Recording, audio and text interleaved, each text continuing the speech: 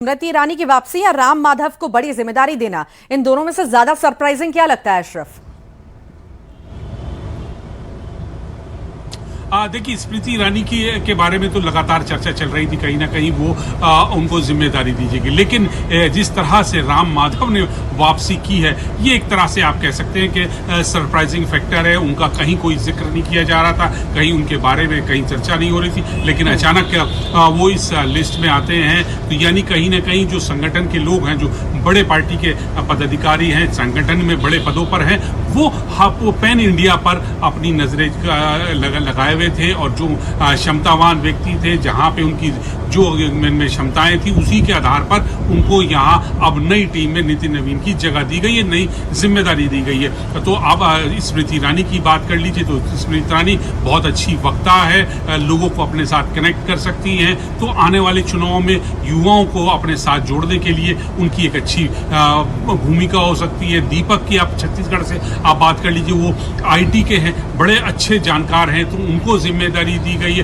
रूप कुमारी चौधरी है, लाल सिंह आर्य, ये सब लोग जो हैं कहीं ना कहीं अपने अपने क्षेत्र में बहुत निपुण हैं, परिपक्व हैं, और उनको अब नितिन नवीन ने नई जिम्मेदारी देकर आने वाले समय में पार्टी और संगठन को और ज्यादा मजबूत करने का साफ संकेत दे दिया। और संकेत इस बात का भी है कि नए लोगों के साथ और जो अनुभवी हैं, उनका दोनों का, युवाओं की जोश और अनुभव जो है पुराने लोगों का, वो मिश्रण है, उन्हीं के सहारे पार्टी आगे बढ़ेगी और चुनाव जीतेगी। और चुनाव सिर्फ ये आप अगर बात करें कि सिर्फ ये पंजाब के, उत्तर प्रदेश के, वो नहीं, इनको आगे तक की, आप 2029 से आगे तक की यहाँ पे जो भूमिका है, उस भूमिका को लेकर यहाँ पे देखा जा रहा है कि कैसे संगठन को मजबूत किया जाए, पार्टी को लगातार सत्ता में बनाए रखा जाए, और लोगों की अपेक्षाओं के ऊपर भी खरा उतरा जाए। जी ठीक, आप लगातार बने रहिए अशरफ। हमारे साथ पंकज शुक्ला बड़वानी से जुड़े हुए हैं। पंकज, कितनी खास माने ये लिस्ट जो जारी की गई है नितिन नवीन की टीम की? जी बिल्कुल बड़ी बात है, क्योंकि जो गजेंद्र पटेल है वो बड़वानी से आते हैं, और बड़वानी में भी इस वक्त खुशी का माहौल है। साथ ही एक बड़ी बात ये है कि गजेंद्र पटेल को एक लंबा समय हो गया जो जिस तरीके से संगठन को लेकर के काम कर रहे हैं, और उनकी जो राजनीतिक शुरुआत है वो छात्र राजनीति से हुई है, और तभी से लेकर आज तक जो है लगातार संगठन के विभिन्न पदों पर अपने कार्य को संपादित किया है। साथ ही फिलहाल जो है वो खरगोन बड़वानी लोकसभा के सांसद भी है। एक बड़ी बात इसमें यह भी है कि जनजातीय वर्ग को भी इस वक्त जो है फोकस किया गया है कहीं न कहीं राष्ट्रीय कार्यकारिणी में, और यही एक बड़ा कारण हो सकता है कि गजेंद्र पटेल को राष्ट्रीय महामंत्री का जो है पद दिया गया है। जी, वाकई पद दिया गया है, बड़ी जिम्मेदारी वो लंबे वक्त से निभा ही रहे हैं, और सक्रियता उनकी हम लगातार देख ही रहे हैं। रमाकांत लगातार हमारे साथ जुड़े हुए हैं। रमाकांत, मध्य प्रदेश के लिहाज से कितनी खास है ये लिस्ट? जी, मध्य प्रदेश के लिहाज से बेहद ही खास ये लिस्ट है, चाहे उपाध्यक्ष, राष्ट्रीय उपाध्यक्ष हो, राष्ट्रीय मंत्री हो, राष्ट्रीय महामंत्री हो, यहाँ तक कि मीडिया टीम में भी मध्य प्रदेश से आशीष अग्रवाल का नाम शामिल है, जो सह मीडिया संयोजक बनाए गए हैं। यानी 5 नाम मध्य प्रदेश से जो है इस लिस्ट में है। आशीष अग्रवाल जो लगातार पिछले 2 कार्यकाल से प्रदेश मीडिया प्रभारी की भूमिका निभा रहे थे, और दोनों ही सरकारों में, चाहे डॉक्टर मोहन यादव की सरकार हो या पिछली शिवराज सिंह जब तक मुख्यमंत्री रहे हों, आशीष अग्रवाल जो है वो मीडिया प्रभारी मध्य प्रदेश से रहे हैं, और काफी अच्छी पकड़ रखते हैं कि कैसे पार्टी और संगठन के लिए किस तरह से चीज़ों को मजबूती प्रदान करनी है, किस तरह से संगठन के नेताओं को मीडिया कवरेज होना है, किन बातों को सामने लाना है, ये सारे संयोजन की भूमिका में अब वो राष्ट्रीय टीम में भी शामिल हैं। आशीष अग्रवाल जो है वो अब जो मीडिया संयोजक है राष्ट्रीय टीम में, अनिल बलूनी, उनकी टीम में एक मीडिया सह संयोजक के तौर पर उनका नाम शामिल है। यानी मध्य प्रदेश से इस लिस्ट में अब तक 5 नाम शामिल हो चुके हैं, और ये 5 नाम जो है वो कहीं ना कहीं लंबे समय से संगठन और सरकार दोनों के लिए ही काम करते रहे हैं। चाहे आशीष अग्रवाल हों जो संयोजक बनाए गए हैं मीडिया के, चाहे BD शर्मा जी हों जिन्हें जो है वो संकुल और प्रकोष्ठ का संयोजक बनाया गया है। क्योंकि हम अक्सर देखते हैं कि संगठन और सरकार के तालमेल की बातें हमेशा होती हैं, चर्चाएं हमेशा होती हैं, पर अब जब टीम का ऐलान हुआ है तो ये मजबूती शायद आने वाले वक्त में नजर आएगी क्या? क्योंकि ज्यादा वक्त नहीं, 28 में चुनाव भी होने हैं, उस लिहाज से भी बेहद खास, और दोनों एक साथ होंगे, तालमेल बैठेगा तो और ज्यादा अच्छा प्रदर्शन भी होगा।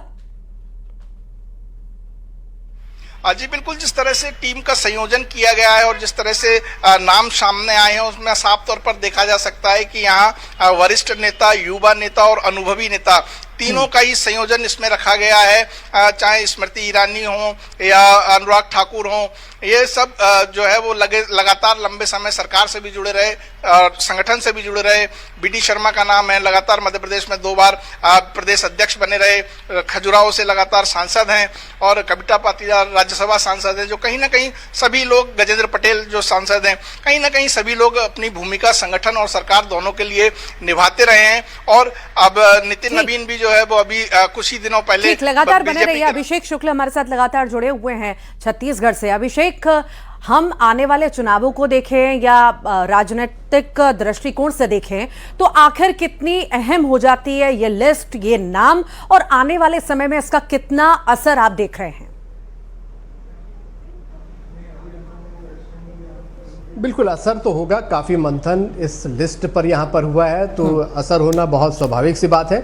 और जो लिस्ट हम देख पा रहे हैं, जैसा कि मैंने भी कहा कि मिक्स लिस्ट है, इसमें नए पुराने चेहरों को शामिल किया गया है। उनकी काबिलियत, उनकी जो पकड़ है, उनकी जो स्पेशलिटी है, उन चीज़ों को यहाँ पर ध्यान में रखकर इस लिस्ट में जगह दी गई है। और फ्यूचर की टीम में बहुत सारे नए चेहरे हैं जिनको संगठन में मौका मिला है और वो संगठन में अब काम करेंगे। इससे पहले ऐसे कई चेहरे थे जो सरकारों में काम करने का अनुभव ले चुके हैं, ऐसे भी चेहरे हैं। और कई ऐसे चेहरे हैं जो कि संगठन में महारत काम करने की उनको हासिल थी, वो उन चेहरों को भी यहाँ पर मौका यहाँ पर दिया गया है।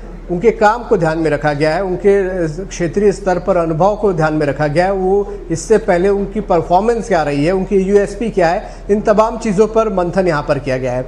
जैसे मैं छत्तीसगढ़ का अगर जिक्र करूँ तो दीपक मस्के सोशल मीडिया और IT यहाँ पर संभालते थे। चुनाव में जो जीत मिली है 2023 के चुनाव में, उसमें उनके IT सेल के काम को बहुत सराहा यहाँ पर गया। और क्योंकि नितिन नवीन प्रभारी के तौर पर उनके काम को यहाँ पर देख रहे थे तो उसका इनाम उनको यहाँ पर मिला और राष्ट्रीय स्तर पर उनके टैलेंट को संभालने की यहाँ पर एक कवायद की गई है कि वहाँ पर वो परफॉर्म करें। रूप कुमारी चौधरी भी है, महासमुंद से आती हैं, सांसद है, लेकिन संगठन में पहले भी वो काम करती रही हैं तो उनके संगठनात्मक अनुभव और एक महिला होने के नाते इस तरीके से एक प्रखर वक्ता है, उन चीज़ों को देखते हुए उनको यहाँ पर जगह दी गई है। रूप कुमारी चौधरी को महिला मोर्चा का अध्यक्ष बनाया गया है। अच्छे बोलने वालों को जगह दी गई है। स्मृति ईरानी की वापसी हुई है महासचिव के तौर पर। 13 अगर राष्ट्रीय उपाध्यक्षों का जिक्र करूं तो इसमें बहुत सारे नए चेहरों को यहाँ पर शामिल किया गया है। नए और पुराने चेहरे मिक्स आप कह सकते हैं। वसुंधरा राजे पहले भी राष्ट्रीय उपाध्यक्ष रही हैं, लेकिन जैसे छत्तीसगढ़ में है, नए चेहरों को पूरी तरह से मौका मिला है। डॉक्टर रमन सिंह पूर्व मुख्यमंत्री हो या सरोज पांडे हो या फिर लता उसेंडी हो, ये उपाध्यक्ष इससे पहले की लिस्ट में थे, अब वो उपाध्यक्ष नहीं यहाँ पर है। तो नए चेहरों को उनकी जगह यहाँ पर प्राथमिकता दी गई है, भविष्य की टीम बनाने को प्राथमिकता दी गई है। तो कह सकते हैं नितिन नवीन या भाजपा का जो शीर्षस्थ नेतृत्व है वो चाहता है कि भविष्य के नेता तैयार किए जाएं, भविष्य की टीम यहाँ पर तैयार की जाए। और इन तमाम मंथन के बाद इन नामों को यहाँ पर आज घोषित किया।